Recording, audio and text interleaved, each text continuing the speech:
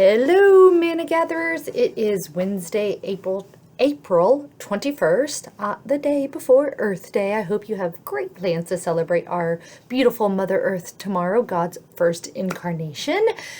We are back together on this Wednesday to hear from Ecclesiastes 3:1. So let's get to it. This time I will be reading from the Message translation of this verse. There's an opportune time to do things, a right time for everything on earth. So as a mom, I get a million questions a day from my boys. I haven't actually counted how many questions a day I get, but truly, I do not think a million is an exaggeration. A lot of the questions go something like this. Can I do this? Can I have that?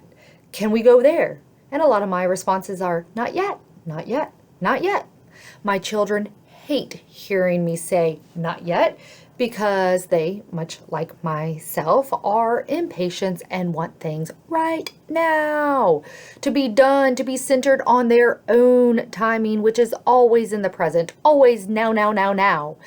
Hiram Clyde usually rolls his eyes when I say not yet and says, you always say that.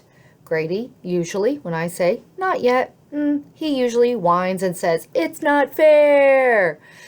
But truly, if I answered yes to all of their requests, no, let's be honest, not their requests, their little demands. That's what they are, demands. I mean, there are 3 of them and 1 of me.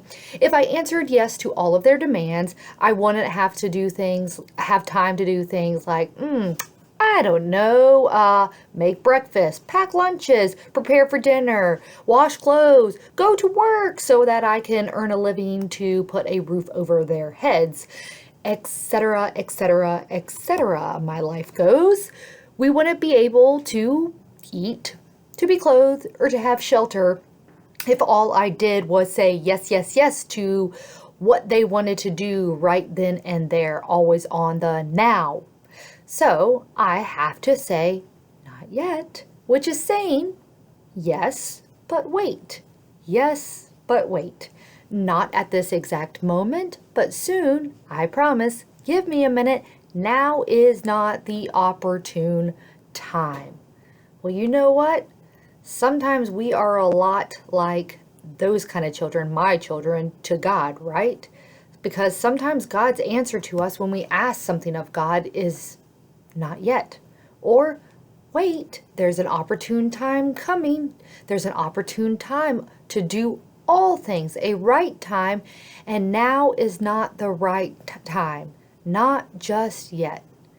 Just as my not yet to my kids does not deter them from asking and looking forward to that moment that I give 100% yes, we likewise should not let God's not yet rob us of hope, of looking forward, or maybe looking around for what is the opportune time to do whatever, something that we don't even expect, rather knowing that there's an opportune time to do all things. A right time for everything on earth means we have to put our ultimate trust in God.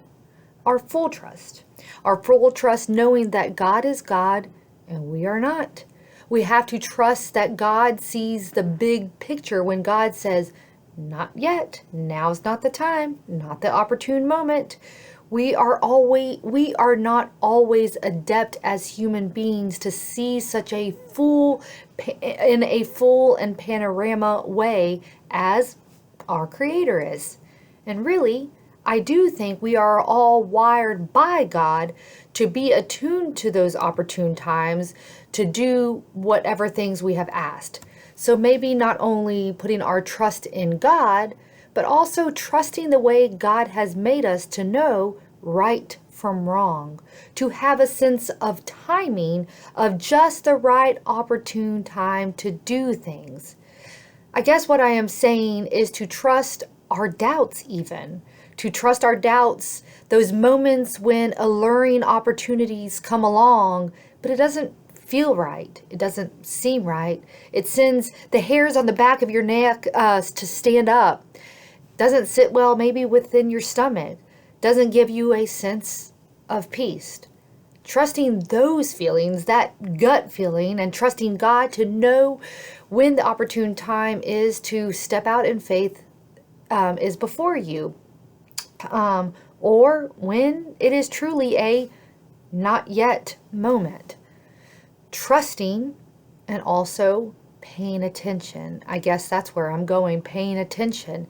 Maybe first, yes, trust God, and then pay attention to moments of both restlessness that has you seeking and asking, or peacefulness where you feel like you should stay, and trusting that those are maybe nudgings from God, letting you know, go, no, or not yet.